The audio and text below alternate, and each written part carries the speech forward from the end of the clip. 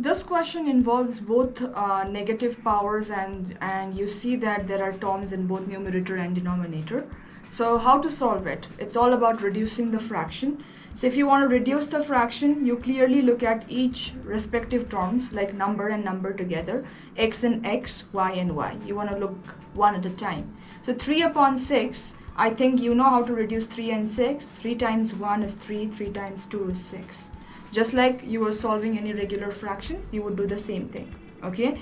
Now look at the powers of x. You have x to the power minus 2 divided by x to the power minus 1, yeah? What does that mean? If you'll simplify, there are two powers. Whenever you want to solve two powers together and they are dividing, what will you do is, you will always subtract the powers. Subtracting the powers basically mean minus 2 minus of minus 1. Because I want to find the difference of the two powers. So it tells me minus 2 plus 1, it becomes minus 2 plus 1 is minus 1. So x to the power of minus 1. Okay?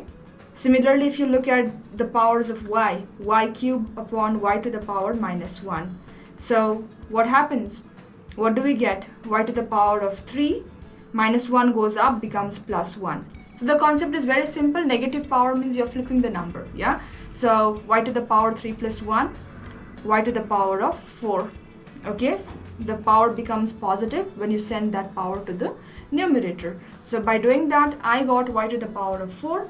And now if I'll try to simplify, then my top part, my numerator is nothing because I just got 1 instead of any number, yeah?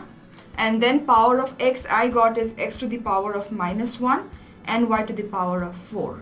It's never standard to leave your answer in negative powers. Questions will always ask you to leave it positive. So when you try to do that, again negative power you saw for x. So y has a positive power. You keep it wherever it is. Power of x is negative. To make it positive, just send the term to the denominator, or maybe you're just flipping it upside down. So the answer just becomes y to the power of 4 upon x. Yeah, x to the power 1, which is just x. You can just write x. That's it. This is how we solve a question where you are supposed to simplify and write just one power for each term.